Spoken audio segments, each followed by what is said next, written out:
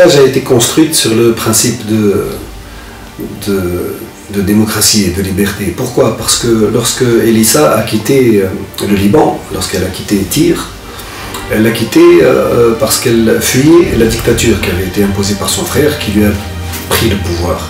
Donc lorsqu'elle est arrivée à Carthage, elle est arrivée avec une idée anti-dictatoriale.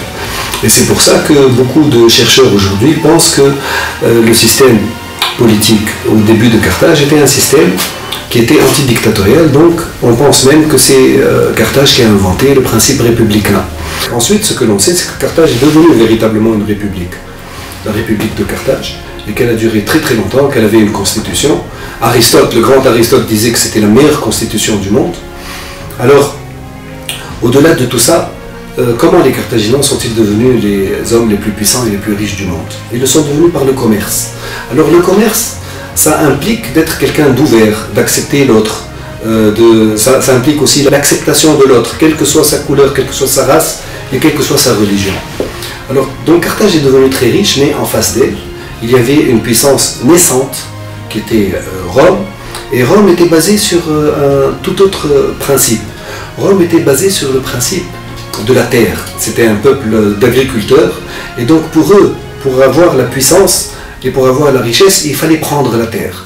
Et Rome, de ce fait, était une entité qui voulait dominer, qui voulait prendre les terres, c'est-à-dire impérialiste.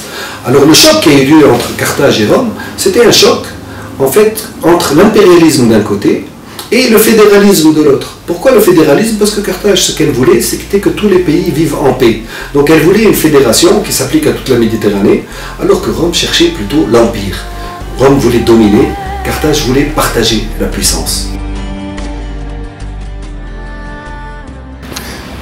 Nous sommes ici à Carthage, et plus exactement à Salammbô, et encore plus exactement au Tophet de Salammbô, le Tophet de Carthage. Alors, la spécificité de ce site, c'est que c'est d'abord le plus vieux de l'histoire de la cité. C'est ici qu'on a découvert les plus vieilles traces concernant l'archéologie. Et ce site est très mystérieux, il est chargé d'histoire, il est très mystérieux. Et il est chargé aussi d'une histoire tragique, que les historiens romains, en fait, ont voulu rendre tragique. Parce que c'est ici que, selon eux, il y avait les fameux sacrifices d'enfants. On a découvert ici des centaines, sinon des milliers de tout petits cercueils. Et ces petits cercueils seraient ceux d'enfants qui étaient donc sacrifiés sur le culte de Moloch. Et ils étaient jetés dans le feu quand ils étaient petits, quand ils étaient vraiment nouveau-nés.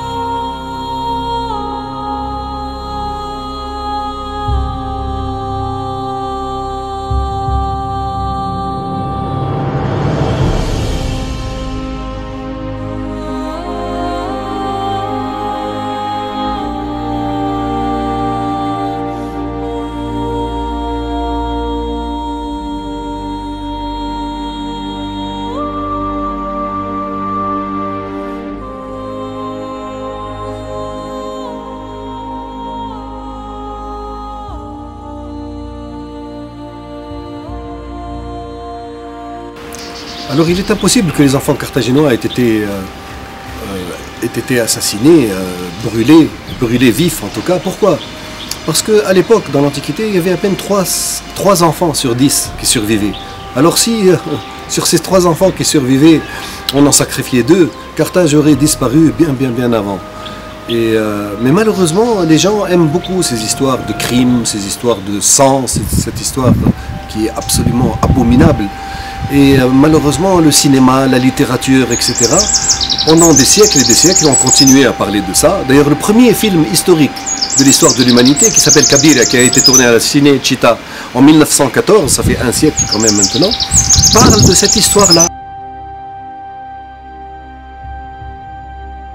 Alors quand Carthage a été détruite par Rome, Rome il fallait qu'elle justifie pourquoi est-ce qu'elle a détruit Carthage, pourquoi est-ce qu'elle a tué autant de monde, pourquoi est-ce qu'il y a eu cet holocauste de Carthaginois.